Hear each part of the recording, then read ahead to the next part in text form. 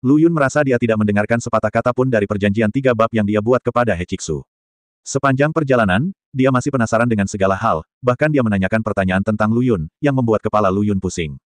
Kadang-kadang Lu Yun bahkan bertanya-tanya apakah He Jiksu ini diubah menjadi roh oleh salah satu dari 100.000 orang. Namun setelah itu, dia tidak pernah bertemu dengan perampok lagi, yang membuat Lu Yun Liao lega. Seluruh perjalanan berjalan lancar, yang membuat Lu Yun merasa sedikit tidak nyaman. Bagaimanapun, dia adalah seorang pria yang akan bertemu dengan sekelompok perampok sebelum dia berjalan 1 kilometer. Sampai tembok kota yang menjulang tinggi, Lu Yun tidak pernah bertemu dengan sekelompok perampok lagi. Namun saat ini, pintu masuk ke kota Zhongzhou sudah penuh sesak. Lu Yun dan He Jiksu pun ikut mengantri, dan buang air besar ini berlangsung seharian menjelang matahari terbenam.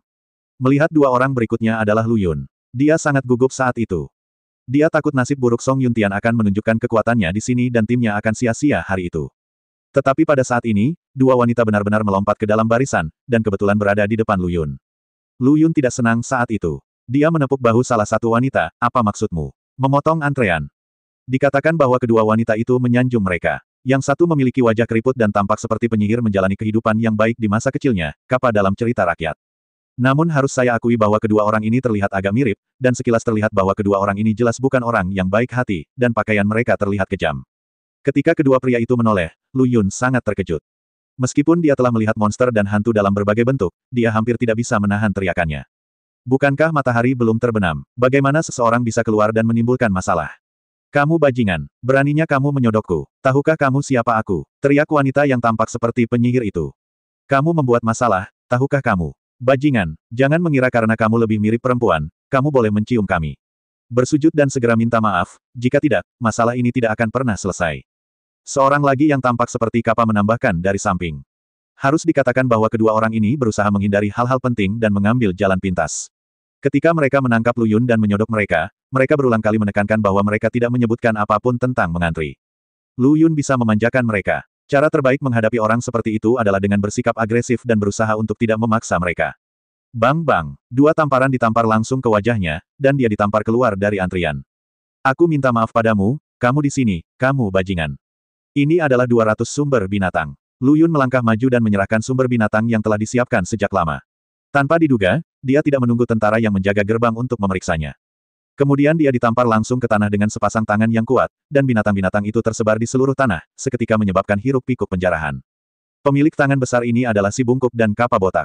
Ah! Di saat yang sama, He Jiksu, yang telah menunggu di belakang Lu Yun, berteriak. Lu Yun menoleh ke belakang dan melihat wanita berwajah penyihir itu sedang menjambak rambut He Jiksu. Saya harus mengatakan bahwa saya benar-benar mencari kematian. Jika ini memaksa kekuatan keluar dari tubuh He Jiksu, belum lagi semua orang yang hadir akan selamat. Bahkan kota Zhongzhou pun akan menderita. Pada saat itu, Lu Yun takut dia akan masuk daftar hitam di berbagai kota Zhongzhou, melarangnya masuk seumur hidup. Bajingan, aku memukuli bibimu dan kamu masih ingin melarikan diri. Bahkan jika kamu berlutut di depan bibimu hari ini, kamu tidak akan bisa lolos dari kematian. Wanita berpenampilan Kappa itu berteriak. Ya, tahukah kamu siapa kami, bajingan kecil? Aku bergabung dengan timmu untuk memberimu wajah. Bahkan jika kamu tidak tahu berterima kasih, kamu berani mengalahkan kami. Aku harus mencabik-cabik kalian berdua yang tidak tahu malu. Penyihir yang menarik rambut He Jiksu meraung. Meskipun Lu Yun belum terlalu tua, dia telah pergi ke banyak tempat dan telah melihat berbagai macam orang, termasuk banyak orang mesum, seperti katak kecil tak berotak di dunia roh. Seperti mayat di ruang tertutup dan seterusnya. Aku belum pernah melihat orang yang begitu tidak tahu malu. Hari ini adalah sebilah pisau, yang membuka mataku. Lu Yun berkata dengan ekspresi muram. Mereka yang akrab dengan Lu Yun, serta mantan musuh Lu Yun, semua tahu bahwa ketika Lu Yun marah, konsekuensinya akan serius. Kamu benar-benar mencari kematian. Aku bilang suasana hatiku sedang baik hari ini ketika aku pergi ke kota. Aku tidak berencana membunuh siapapun. Tapi beberapa orang benar-benar mencari kematian. Kata Lu Yun. Lalu dia menjentikannya dan mendengar bunyi letupan. Darah itu membentuk lengkungan anggun di udara dan jatuh ke tanah dengan suara gemerincing. Semua orang yang hadir langsung terdiam, dan beberapa bahkan meletakkan kembali sumber binatang yang baru saja mereka ambil ke tanah. Mereka yang berbaris semuanya adalah biksu yang telah bertahan dalam ujian di padang rumput terpencil dan berhasil memperoleh 100 sumber binatang buas. Tentu saja, beberapa perampok yang menghalangi jalan tidak dikecualikan. Di antara mereka ada banyak orang yang berpengetahuan luas atau memiliki kekuatan luar biasa. Mereka jelas merasakan ada yang tidak beres dengan ruang ini setelah sedikit fluktuasi tadi. Pemuda yang agak lemah yang berdiri di bawah gerbang kota menjadi tidak bisa melihat langsung ke arahnya. Ini domainnya. Anak laki-laki itu mengontrol kekuatan domain. Beberapa orang tidak bisa menahan diri untuk tidak berseru. Monster yang luar biasa. Dia telah menguasai kekuatan domain murni bahkan sebelum dia menyentuh ambang negeri dongeng Daluojin. Jika bukan karena cara surgawi yang rusak dan hukum yang tidak lengkap, anak laki-laki ini akan terbang ke langit dan berdiri keluar dari semua pahlawan. Ah, tanganku, Bibi, dia memotong tanganku. Wajah yang tampak seperti penyihir memandang Lu Yun dengan tatapan kejam dan berkata, aku akan membuat bajingan ini tidak dapat bertahan hidup atau mati. Aku akan memotongnya menjadi babi manusia, menanamnya di halaman belakang rumahku, dan memakan kotorannya. Urin adalah air, hidup dalam kesedihan lebih buruk daripada kematian. Mulutmu jelek, kamu harus dipukuli. Bang bang. Dua suara tajam terdengar, dan wanita yang tampak seperti penyihir itu terbang mundur, semua giginya tanggal. Fiuh, kembang api yang indah meledak di langit, seolah mengucapkan selamat tinggal pada matahari. Wanita yang tampak seperti kapal mengertakkan gigi dan berkata, bajingan. Kamu sudah selesai. Orang-orang dari keluarga Zhao akan segera datang, dan kamu mengalahkan wanita ketiga dari keluarga Zhao. Saat wanita itu berbicara, dia menoleh ke belakang, takut Lu Yun juga akan menamparnya 2 kali. Suara dari keluarga Zhao ini langsung menimbulkan keributan di antara orang-orang yang hadir. Keluarga Zhao yang dia bicarakan bukanlah keluarga Zhao, salah satu dari 3 raksasa di kota Zhongzhou Dino. 33. Itu pasti keluarga Zhao. Satu-satunya di kota Zhongzhou pada tanggal 33 adalah keluarga Zhao. Itu dia, anak ini telah memprovokasi keluarga Zhao, dan sekarang dia ditakdirkan untuk dihabisi. Ada orang-orang yang sopan di antara kerumunan yang baru saja melihat apa yang terjadi. Mereka juga sangat marah pada kedua wanita itu karena melanggar antrean, dan mereka tidak tahan dengan kematian orang jenius seperti itu. Dia berteriak, nak, lari cepat, kamu bukan tandingan keluarga Zhao. Tapi Lu Yun bersikap seolah-olah dia tidak mendengar apapun dan berjalan langsung menuju wanita berwajah penyihir itu. Bahkan jika Raja Surga datang hari ini, dia tidak bisa menghentikan Lu Yun membunuh kedua orang ini. Ada orang-orang yang sopan di antara kerumunan yang memiliki hati yang lurus dan menghargai bakat mereka sama seperti nyawa mereka. Mereka dengan baik hati mengingatkan Lu Yun untuk pergi.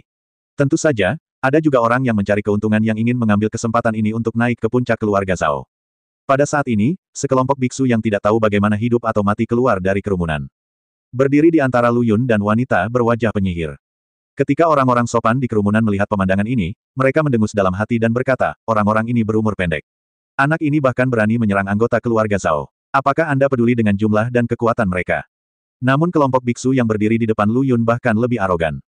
Nak, cukup sudah, mungkin kamu bisa mati dengan layak. Tepat, jangan biarkan seluruh jenazah hilang saat itu, dan keluarga tidak dapat menemukannya, jadi mereka hanya bisa membuang jenazahnya ke hutan belantara. Betapa menyedihkan mati di negara asing. Tapi Lu Yun tidak memberi kesempatan pada orang ketiga untuk berbicara. Sekelompok biksu ini jatuh ke tanah satu demi satu seolah-olah mereka terkena obat keringat Mongolia. Ada banyak orang yang memiliki indera tajam di antara kerumunan tersebut. Jika mereka memperhatikan, mereka akan terkejut saat mengetahui bahwa para beku yang tampak pingsan ini sebenarnya telah meninggal. Jenis di mana roh dan jiwa hancur total, dan bahkan tidak ada ampas yang tersisa. Setelah melewati rintangan, Lu Yun terus berjalan menuju wanita berwajah penyihir itu. Apa yang kamu lakukan? Bajingan, aku bisa memberitahumu. Aku. Sebelum wanita berpenampilan penyihir itu bisa menyelesaikan kata-katanya, Lu Yun mengetahui nasibnya. Dengarkan saja satu klik, wanita itu memiringkan kepalanya dan tidak bisa mati lagi. Seluruh penonton kaget dan bahkan tidak berani bernapas. Hanya ada satu pemikiran di benak setiap orang, anak ini terlalu gila. Dia benar-benar membunuh seseorang karena mengetahui bahwa dia adalah anggota keluarga Zhao.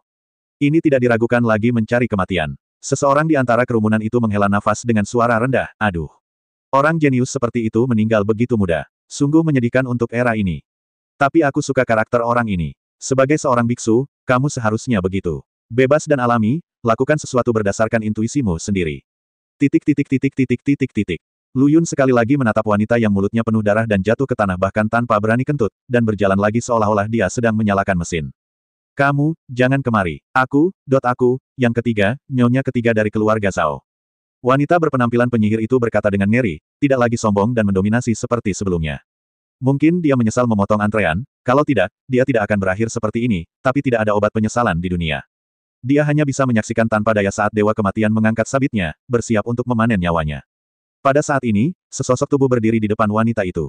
Dia memandang Lu Yun dengan wajah dingin dan berkata, bajingan. Kamu benar-benar mencari kematian. Beraninya kamu melakukan ini pada adikku. Orang yang datang tak lain adalah putra keempat dari keluarga Zhao, Zhao Ritian. Bersama Yan Yan, putra keempat dari keluarga Yan, mereka juga dikenal sebagai dua pesolek di kota Zhongzhou. 33. Mereka terkenal arogan dan mendominasi, dan sangat umum bagi mereka berdua untuk menindas pria dan mendominasi wanita. Semua rumah bordil dan kedai teh pasti tidak memperlakukan mereka berdua sebagai tamu, karena mereka tahu bahwa keduanya hanyalah dua pemintal uang yang bodoh. Selama Anda merawatnya dengan baik, sumber binatang dan batu roh sangat diperlukan. Inilah kenapa Yan Yan yang melakukan tantangan upacara kedewasaan ditemani oleh Hei Yi, karena gadis ini menghabiskan sepanjang hari untuk makan, minum dan bersenang-senang, dan tidak mengembangkan kekuatannya sama sekali. Adapun Hei Yi, kakak laki-lakinya lah yang merasa kasihan padanya dan mengaturnya untuknya. Kamu pecundang, jika kamu berani menghalangi jalanku, ayo kita mati bersama. Zhao Ritian, yang sedang menyerang ke depan, segera berhenti dan terjatuh ke tanah karena ketakutan. Dia awalnya membacakan puisi melawan wanita muda di rumah bordil terdekat. Dia melihat sinyal bahaya keluarga Zhao dari jendela, jadi dia berpikir untuk datang untuk pamer dan menindas orang luar rendahan ini. Zhao Ritian kemudian berpikir bahwa ada orang-orang tak tersentuh yang berani menyerangnya. Lu Yun mengerutkan kening, menjauh darinya dan menuju wanita di belakangnya. Yang mulia, bukankah Anda terlalu meremehkan keluarga Zhao kita? Anda dengan ceroboh menjarah dan membunuh orang-orang keluarga Zhao kita di siang hari bolong. Apakah masih ada hukum raja? Apakah masih ada hukum, seekor keledai? Tubuh Lu Yun menegang, dan dia menoleh untuk melihat ke belakang. Di matanya, pria bertubuh sedang dan mengenakan pakaian ketat adalah orang yang baru saja berbicara. Kekuatan tak terlihat jatuh di bahu Lu Yun. Tekanan dan aura semacam ini terlalu familiar bagi Lu Yun. Orang-orang sopan di antara kerumunan itu meratap, sudah berakhir. Anak ini akan mati. Bahkan jika dia bisa naik ke dunia atas di alam abadi surgawi, dia seperti semut di depan alam abadi emas. Bahkan jika ini anak itu monster, dia tidak akan pernah bisa melakukan apapun di depan alam abadi emas. Sebelumnya, ketika dia berada di negeri Donglai, jika Lu Yun bertemu dengan negeri dongeng emas, dia hanya perlu melarikan diri, dan dia bahkan mungkin tidak bisa melarikan diri. Terlebih lagi, menghadapi tekanan dari negeri dongeng emas, seseorang perlu menggunakan seluruh kekuatannya untuk melawannya. Tapi sekarang, meskipun Lu Yun tidak bisa mengabaikan paksaan ini, dia dapat sepenuhnya menolaknya dengan kekuatan tubuhnya tanpa mengalami kerusakan apapun. Mengapa kamu berdebat dengannya? Bunuh dia dengan cepat dan balas dendam padaku, Zhang Huyuan. Wanita berpenampilan penyihir itu berteriak pada pria bercelana ketat. Lu Yun berbalik dan menatap wanita itu. Dia jujur saat itu dan bahkan tidak memiliki keberanian untuk menatap Lu Yun. Kurang ajar, nak, pergilah ke neraka dengan damai. Zhang Huyuan meraung, menyerbu ke arah Lu Yun. Zhang Huyuan awalnya mengira Lu Yun akan terbunuh oleh pukulannya. Tanpa diduga, Lu Yun tidak bisa menahan diri untuk menahan pukulannya, dan dia memiliki niat yang samar-samar untuk mengalahkannya. Panti jompo ini tidak pernah diharapkan. Lu Yun juga cukup terkejut mengapa negeri dongeng emas ini sangat berbeda dari Xuanwu, Wuji, dan lainnya yang dia temui saat itu. Ini hanya sedikit lebih baik daripada para biksu di alam peri emas setengah langkah, dan belum mencapai perubahan kualitatif seperti itu sama sekali. Saudaraku, ini adalah negeri ajaib emas semu yang dipromosikan dengan mengambil Daluo Jindan. RH menjawab pertanyaan Lu Yun. Itu dia, pantas saja dia begitu lemah.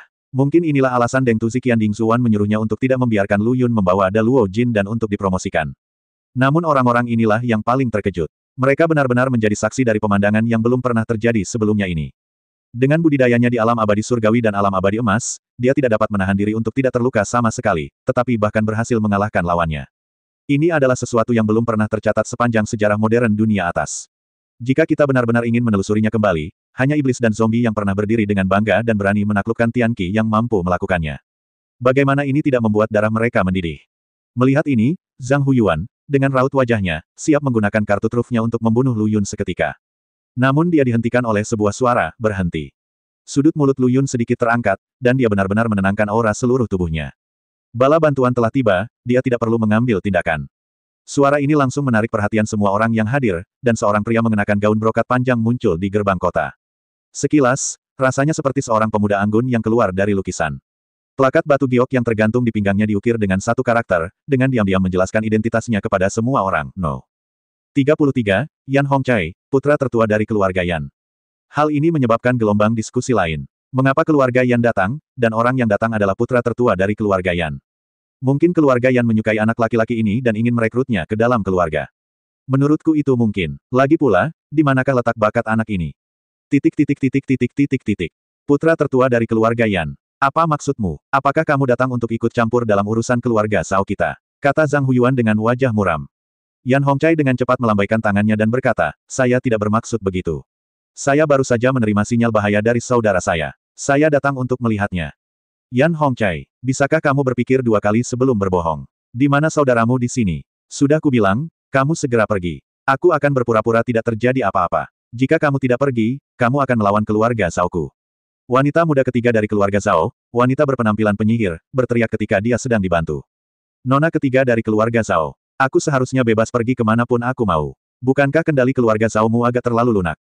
Yan Hongcai mengucapkan kata-kata kasar dengan senyuman di wajahnya, tampak seperti harimau yang tersenyum. Lu Yunxin berkata, Yan Hong ini tidak sederhana. Tapi dia memandang putra tertua keluarga Yan dengan senyuman di wajahnya dan berkata, saya mengirimkan sinyal itu. Kamu, bagaimana kamu tahu sinyal mara bahaya dari keluarga Yanku? Yan Hongcai memandang Lu Yun dengan rasa ingin tahu. Selanjutnya adalah waktu Lu Yun untuk tampil sendirian. Saya Suke. Awalnya saya adalah seorang biksu tak dikenal di padang rumput terpencil ini, namun saya cukup beruntung bisa dihargai oleh tuan muda ketiga dari keluarga Yan yang sedang keluar mencari adik laki-lakinya, jadi saya pergi bersamanya. Tapi siapa sangka sekelompok orang buta akan terbunuh di tengah jalan. Para perampok menyerang kami tanpa mengucapkan sepatah kata pun.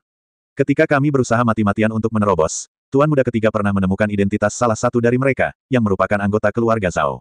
Meskipun kami akhirnya berhasil menembus pengepungan, lawan jelas sudah bersiap dengan baik. Tidak hanya jumlah orangnya 3 kali lebih banyak dari kami, tetapi senjata yang mereka gunakan juga penuh dengan racun memilukan. Keluarga Zhao terkenal karena racunnya yang mematikan. Tuan muda ketiga terluka parah, jadi dia mempercayakan saya untuk datang meminta bantuan. Aku bersembunyi di Tibet sepanjang jalan, karena takut ketahuan oleh keluarga Zhao, agar tidak menurunkan kepercayaan tuan muda ketiga. Tapi aku hendak memasuki kota, tapi bagaimanapun juga, aku ditangkap oleh wanita muda ketiga dari keluarga Zhao. Menyeretku ke sini dengan dalih mengantre dan meminta dukungan keluarga pasti akan membuatku menjadi orang mati yang tidak pernah bisa berbicara. Jadi saya hanya bisa mencoba peruntungan dan melepaskan sinyal keluarga Yan di sini, hanya berharap ada anak-anak keluarga Yan di dekatnya yang bisa datang. Petik 2. Lu Yun berbicara dengan jelas, suaranya sangat menular, dan beberapa gerakan tubuh sederhana membawa orang ke dalam pemandangan yang dia bayangkan. Semua orang diliputi kemarahan yang wajar dan mengertakkan gigi atas apa yang telah dilakukan keluarga Zhao. Terlebih lagi, sikap merendahkan diri Lu Yun membuatnya ketakutan, dia dapat menggunakan kultivasinya di alam abadi surgawi untuk menaklukkan alam abadi emas, dan dia masih dapat menganggap dirinya sebagai biksu yang tidak dikenal, yang menunjukkan karakternya. Kentut, kamu hanya kentut, fitnah, ini fitnah terhadap keluarga Zhaoku, Ci Guo. Wanita muda ketiga dari keluarga Zhao meraung dengan marah. Matanya hampir terbakar. Lu Yun mendengus dingin, ini disebut mengobati orang lain dengan obatnya sendiri. Keluarga Zhao bertekad untuk menangani air kotornya. Kata-kata Lu Yun barusan telah diperhitungkan dengan sempurna. Pertama-tama, putra ketiga dari keluarga Yan yang baru saja saya sebutkan adalah orang yang suka berteman dengan orang-orang saleh di dunia. Bagaimanapun, kecakapan tempur Lu Yun terlihat jelas bagi semua orang. Kedua, semua orang di kota Zhongzhou nomor 33 tahu bahwa keluarga Zhao adalah keluarga pembuat racun, dan mereka terus-menerus berkonflik dengan keluarga Yan, yang merupakan keluarga alkimia ratusan mil jauhnya, jadi keluarga Zhao mempunyai pengaruh buruk terhadap keluarga Yan. Ketiga, 3 langkah memilukan ini adalah racun keluarga Zhao. Bahkan hanya sedikit orang di kota Zhongzhou nomor 33 yang mengetahuinya, belum lagi Lu Yun, orang di luar kota, akan mengetahuinya jika seseorang tidak memberitahunya. Setelah 3 poin ini, perkataan Lu Yun dapat dikatakan memiliki pijakan yang kokoh, dan merupakan tipe yang sempurna. Yan Hongcai memikirkan berulang kali apa yang dikatakan Lu Yun dalam pikirannya, mencoba menemukan sesuatu yang salah dengan itu, tetapi faktanya apa yang dikatakan Lu Yun itu benar.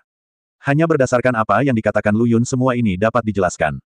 Keluarga Zhao, sungguh keluarga Zhao, apa menurutmu keluarga Yanku mudah ditindas? Yan Hongcai berkata dengan wajah muram. Putra tertua dari keluarga Yan. Pasti ada kesalahpahaman dalam hal ini. Zhang Huyuan menjelaskan dengan tergesa-gesa. Di hadapan orang-orang malang ini, dia masih bisa berpura-pura keren, tapi jika menyangkut orang-orang dari 3 keluarga besar, paling-paling dia adalah pengurus rumah tangga yang menjaga rumah. Jika dia benar-benar diminta untuk menyerang tuan muda dari 3 keluarga besar, dia bahkan tidak akan berani memberinya 10 keberanian.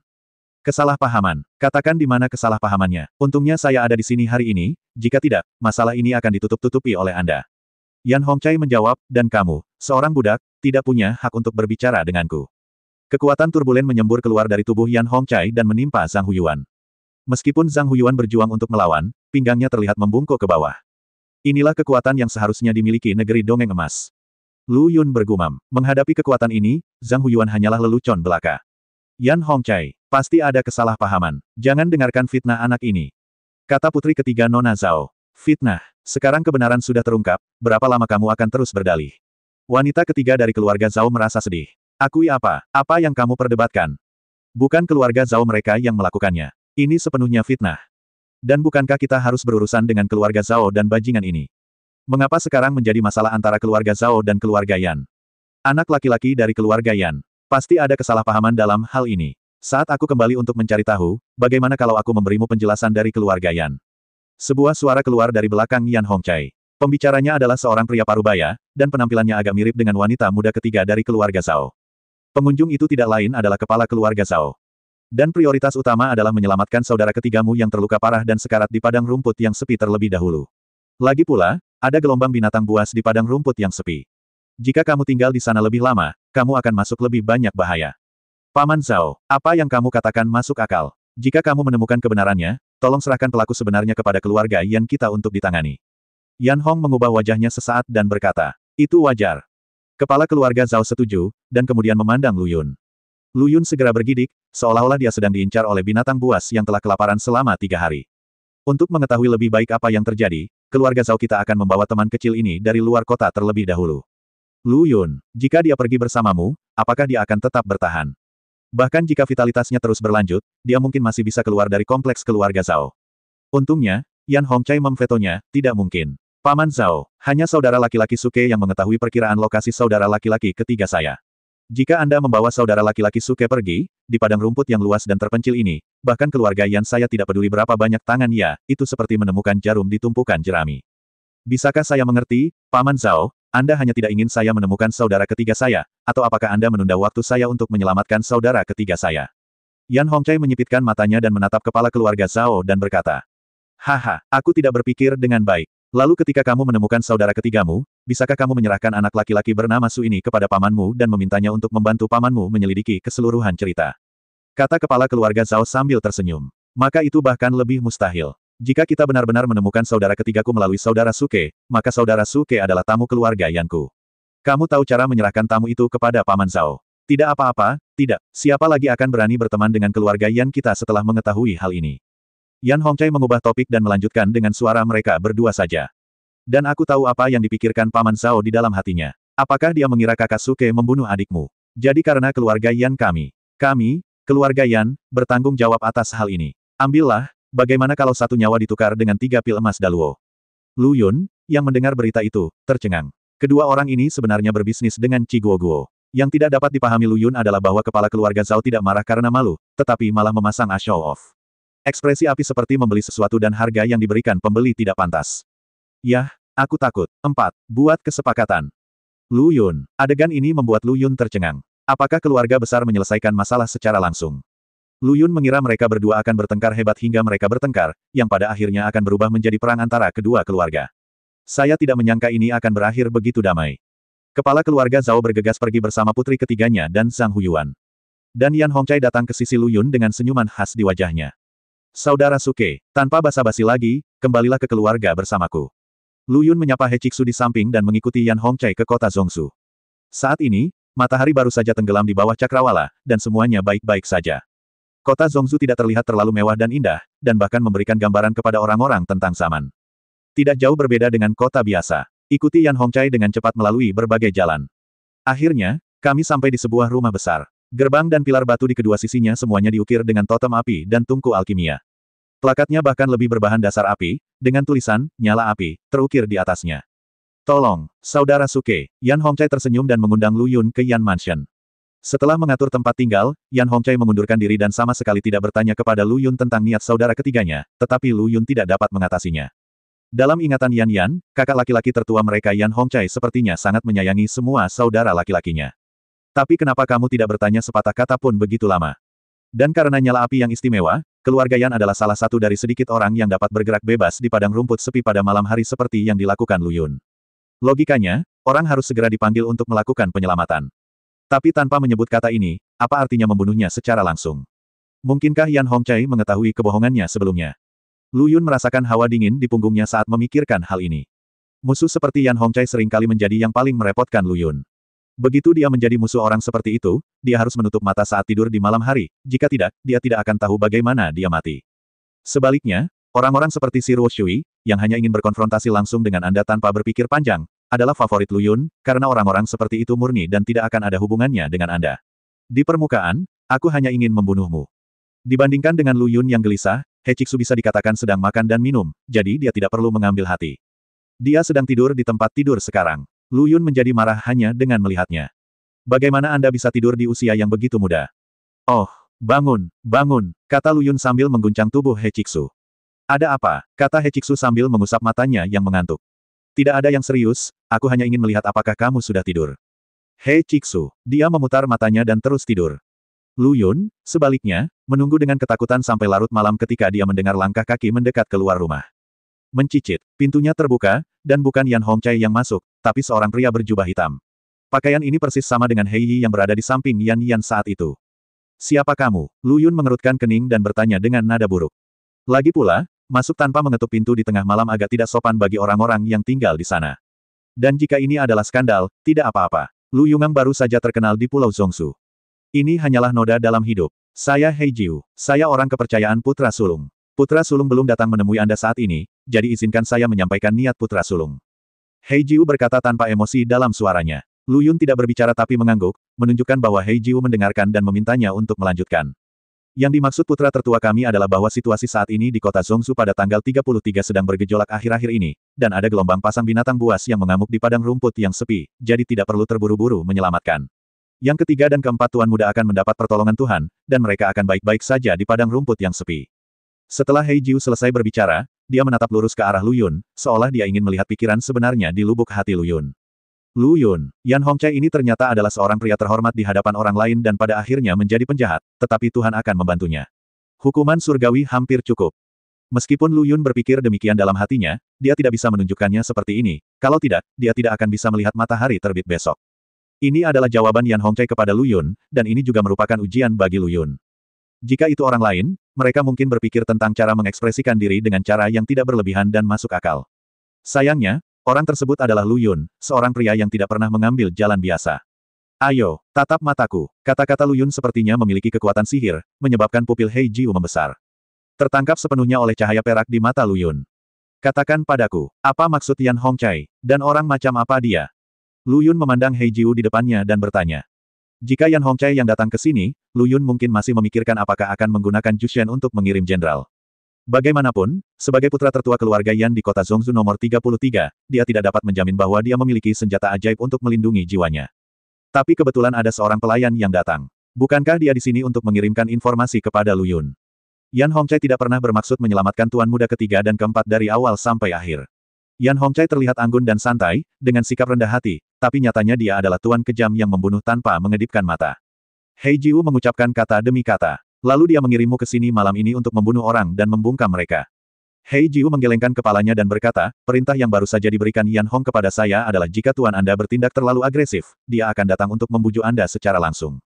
Menjadi marah dan bingung menunjukkan bahwa Anda menghargai persahabatan. Orang seperti itu termasuk dalam Yan Hong mata. Dilihat dari situasinya, lebih mudah dikendalikan dan sulit dikhianati. Selain itu, Yan Hongcai juga cukup mengakui kekuatan tuannya. Tetapi Tuan, jika Anda menerimanya tanpa berpikir panjang, maka kami akan bersatu dengan kapten berbaju hitam lainnya di luar halaman untuk membunuh Anda di tempat. Menurut pendapat Yan Hongcai, sebagian besar perkataan orang adalah salah. Petik 2. Lu Yun tidak mengerutkan kening setelah mendengar ini, dan melihat keluar jendela pada malam yang gelap. Kesadarannya telah mengamati halaman 4 atau 5 kali, tapi dia tidak menemukan tanda-tanda vital sama sekali. Kenapa aku tidak bisa menemukan kapten berpakaian hitam itu bersembunyi di halaman? Karena sebelum datang ke sini, mereka semua meminum pil pernapasan yang dikembangkan oleh keluarga Yan. Pil ini tidak hanya dapat menyembunyikan nafas, tetapi juga mengurangi gejolak jiwa dan melindungi deteksi kesadaran ilahi. He Jiu menjelaskan, sialan, ada pil seperti itu. Ekspresi Lu Yun tenggelam. Pil nafas ini sangat tidak bersahabat dengannya, radar gerak mandiri humanoid. Tampaknya perjalanan ke Pulau Zhongshu kali ini tidak semudah yang dibayangkan. Sekarang Lu Yun punya dua pilihan di hadapannya. Yang pertama adalah berpura-pura menyerah kepada Yan Hongcai, dan yang kedua adalah memalsukan kematiannya dan melarikan diri. Seberapa kuat kapten berpakaian hitam di luar? Lu Yun bertanya. Hei 2 hingga Black 6 semuanya berada di alam abadi emas, dan 3 lainnya termasuk saya semuanya setengah langkah ke alam abadi emas. Kata He Jiu, Yan Hongcai ini sangat mengaguminya, Lu Yun. Mereka sebenarnya mengirim 3 orang dari alam peri emas. Kirim pesan ke kolonel emas hitam di luar dan biarkan mereka bersiap untuk mengambil tindakan. Kata Lu Yun dan berjalan menuju tempat tidur. He Chiksu yang tertidur kembali terguncang. He Chiksu, apa yang kamu lakukan lagi? Apakah kamu ingin bangun dan tidur kembali? Itu tidak benar. Aku hanya memberimu tempat lain untuk tidur. Kata Lu Yun, membentuk segel dengan tangannya, bersiap mengirim He Chiksu ke ruang Flame Mountain. Namun dia terkejut saat mengetahui bahwa dunia Flame Mountain menolak He Chiksu. Ini benar-benar mengejutkan Lu Yun, tetapi tidak ada waktu untuk mencari tahu alasannya sekarang. Lu Yun membentuk segel lagi, dan kali ini He Chiksu menghilang dari pandangan. Mungkin karena He Chiksu adalah orang suci dari kuil Zhengyang dan sering terkena api surgawi Ming Chiksu.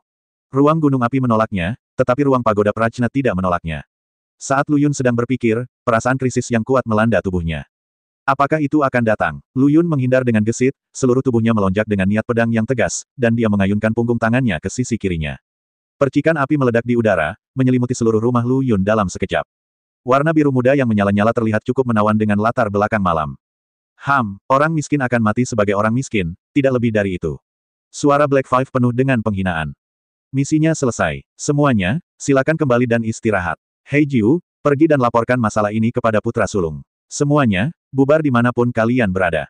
Kata Heisan. Dan Heisan ini adalah pemimpin dari seluruh kapten sekolah berpakaian hitam, dan dia juga makhluk yang paling kuat.